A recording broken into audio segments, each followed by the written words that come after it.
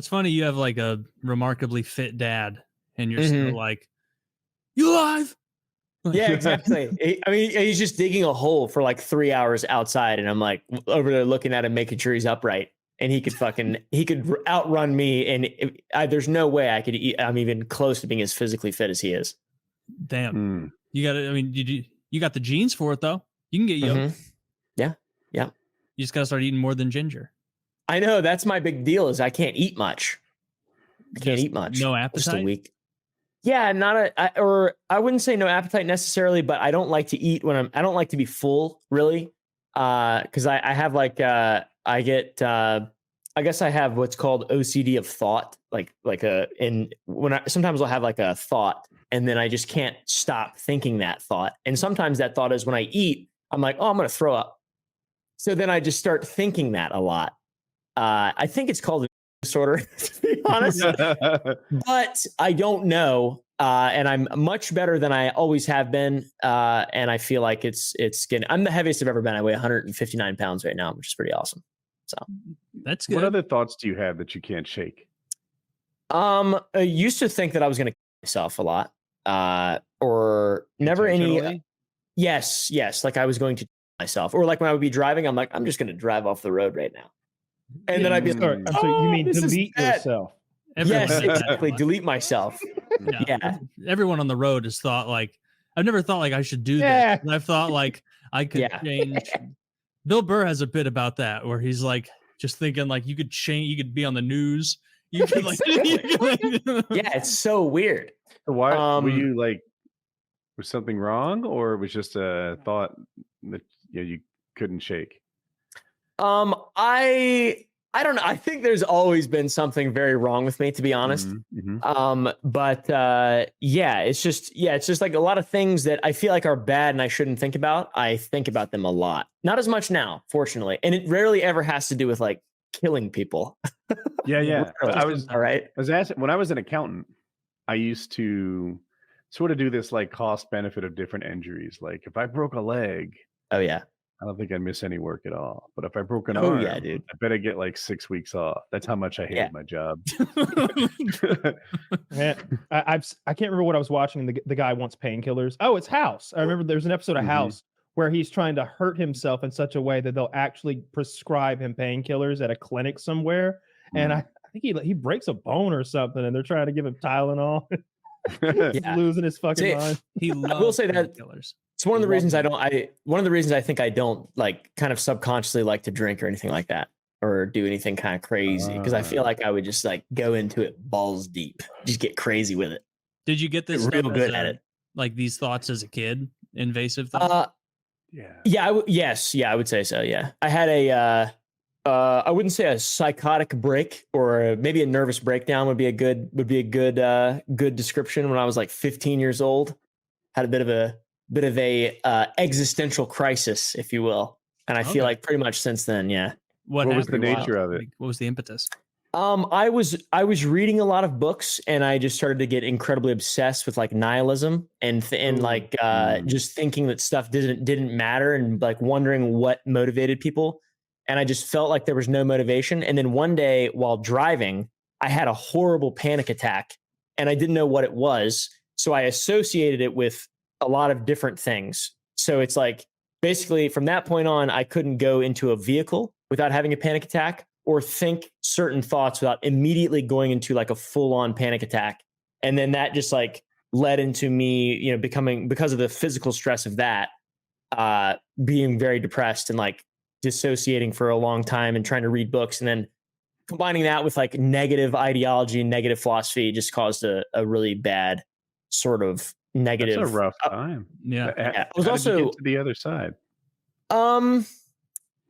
I don't know, to be honest. I think just like I wasn't like scared really or anything, or I think it's just the whole time I was always trying to better everything that I was doing. And I was like, there's no reason for me to not do the things that I need to do. Right. Like there was a time when I first started YouTube where I would play these stupid games. I would literally have to take a cold shower to be able to form thoughts where I could like speak and like direct my energy for an extended period of time without just feeling like, oh God, I'm just panicking all the time.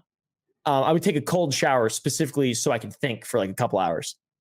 So I really don't know how I got out to the other side, but I feel great now. I feel very good and I feel stable and have for a long time. I've been through therapy and all that stuff. And I think really what it comes down to is like feelings. So like feeling like you don't really have control over something. That's like how I always feel, basically. That's like my innate sense. That's my innate feeling that I feel. And I think having like a lack of faith or confidence in myself is like the root of all that stuff. And since I've started to actively have faith in myself and like choose to feel a sense of faith, not necessarily in like a deity or a god or anything like that, but feel like, oh, this will work out. I've never felt like that before. And when I started to actively do that, I think I started to feel better. And like I could actually control my mind a little bit. When you went to therapy, did you stick with the first therapist you saw, or did you bounce around until you found one that you thought was a perfect fit? First one. Is that how you do it again if you were a therapist? I feel like that guy was really cool because he had a lot of respect. Like I came very prepared. So like I had read a lot of books and already was trying to learn like cognitive behavioral therapy and like all this stuff to help myself. And I was just like, how do I do this stuff? Like I'm trying to do this and I'm trying to be, like you're the guy who is supposed to help me. And he just gave me like a really specific regiment that I could actively follow, and it helped almost instantaneously. So he gave me. What does the regiment look like? I'm not following. So the regiment, first off, I told him that I wouldn't take drugs because I feel like that would sort of the logic for me there, which I don't think this is a good, healthy thing to feel. But I feel like if I were to take SSRIs or something to help with depression or like anxiety or uncontrollable thoughts, then I would have lost, which is not a healthy mindset by any means. But it is something that I would have eventually conceded to, but it helped enough to where I never had to worry about that again. So what he prescribed was, or he didn't really prescribe it, but he suggested that I journal very consistently and try to make note of my thoughts more so. So like whenever I would have any kind of thought, to just write it down so it's real. So I realize things that I'm thinking instead of just like having this crazy avalanche of just shit that's always going on. And mainly to be able to reflect on things. So like whenever I'm doing something positive, having those positive things be able to actually stick out instead of working against myself. That was the main thing. He called it ants, which there's a book about that. It's like automatic negative thoughts. You just, even if your life is 60% good, 40% bad, they're relative or subjective, you're going to focus on the 40% bad. And when you're in a bad spot, you're going to focus on the 40% bad 100% of the time. So, and obviously I knew that, I'm just a fucking regular ass white dude with parents who are awesome. And like, I have all this stuff and like, I'm not like rich or anything like that, but I have no reason to feel this way. So I knew that if I applied this stuff, I could eventually reason, and being able to reason started with being able to control my thoughts by getting them out of my head. Doesn't that's what he prescribed. I can relate to the success yet not fully happy sometimes. And it sounds like you do what I do sometimes, which is completely invalidate unhappy vibes. It's like, oh man, this fucking sucks. Who are you to complain? You have a heated day, you fuck shit. Like, and now you're not happy. How many people would want to wake up today and not go to work? Your daily fucking day, you asshole. And it just there's a little hint at my inner dialogue. Like a perspective shift. And by the way, if someone is in a crisis and they feel bad and they're depressed, it's not a good thing to approach them with. I've learned. It's like, hey, there's fucking people dying and starving everywhere. They're like, oh, I know. It's like, that's not it works really well on me and obviously you, but the perspective shift is a super powerful tool. Yeah. Sure. And that focus on the negative thing, I used to do that. I'm much better now, but there was a time, say my YouTube comments were 95% positive. Well, I'm deaf to those, right? The 5% that told me what I did wrong. Sycophants. I'm sorry, I didn't understand your word. Sycophants. Sycophants. Yeah, no, you're right. And then the 5% that had something negative to say, those liars. Are the ones that I'm like, they're truth tellers. They're the ones who see me. Sycophants, liars. Dude, I always, whenever people shit on me, I always read it and like try to find parts, try to be objective and like find parts that are like valid. Like there's this Reddit, or there's a Reddit called YouTube Drama.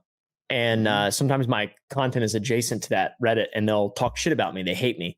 And I'll read it. And I'm like, man, some of this stuff is like very valid. Like this makes sense. I get it. And I'm not going to change, obviously, but like it does, you know, I get it though. Like I completely understand. It's, you know, I don't know. I've got a lot of respect for shitting on myself. I just happened to I think it's a good tool. It is. I uploaded an unlisted video. It was about a sick fish asking for help. And it made me look at the ratings for last week's episode, which were really bad. And I was like, what happened there? I didn't walk away thinking it was bad. And the comments were just shitting on all of us. We had an interruption problem. I think our guest had a tech issue. So he couldn't tell when we were talking and he kept talking over us. But the comments blamed us entirely. They were like, you keep interrupting your guests. I'm like, what, with the middle of my sentence? Really? That's not how I remember it. And I would like go out of my way to silence myself as soon as he interrupted me. And it was a challenge, but the comments were not kind to us. And he would take over a conversation and go and go and go and go. And you couldn't interrupt him because he wouldn't hear your interjection for like 4 seconds. So then there'd be the back and forth nonsense. That was all him. And that's not how the comments call it. So I read those and I was like, all right, I need to stop. I think that they're actually incorrect this time, but I don't know. I want to be like, give me a timestamp. Show me the time that I did the interrupting, you know, because I that's not how I remember it, but I can be wrong. Yeah, it does suck to get criticized and be like, damn, they're not only right, they're entirely right. Yeah, I know that happens too. That happens too. Yeah, because it's like you know, there's so much that goes into the way people perceive things, and perception is not reality. So it's like I don't know. It's really, I don't know. It's very impersonal. Yeah, but fuck them, liars, sycophants. All the mean comments. Zach, delete all the mean comments on this one. Anything with a negative connotation. Fuck those people. Really get rid of all of them that aren't overwhelmingly nice. Yeah, exactly. There's 7 comments. There's 7 comments on the video. There's 7 comments left. Yeah, they didn't like the show, and I think I thought our guest was a really good storyteller, but the technical difficulty I think was the root of the conversational issues. Yeah, it was a tech thing for sure. But I was. Speaking of, you were talking about like the neurotic thinking, Caleb, you'd have as a young person, teens. Like I remember being so consumed with fear over like my loved ones dying and going to hell at the age of like 6, 7, 8, like all the way up to like 12, that it would like sleepless nights as like an 11-year-old being like, my grandparents are going to die. And there will be no way for me to know if they're burning for all eternity or if they're not. And I would just walk around day to day and be like, Taylor, did you do your reading homework? And I'm like, you're going to die. And you're going to go to hell. Maybe. What if I learning about life? Yeah.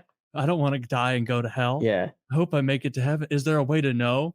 Yeah, that was so panic inducing for so long. My mom took me to a kid therapist when I was like 11 or 12 for that, and it was so unhelpful because he was like even looking back, like it was a Christian therapist, but like frankly, even like a normal Christian would have been like, you just cut it out, like stop worrying about like going all the time, like that's ridiculous, like it's what a normal person would do. But I remember specifically sitting in that office and he's like, what's the issue? My mom's in there too, and I'm like, I can't stop obsessing over how everyone is going to die around me and either go to hell and burn for all eternity or not. And there's no way for me to know after they die what's going to happen. He was like looking at his paper and he's like, that's a very real fear.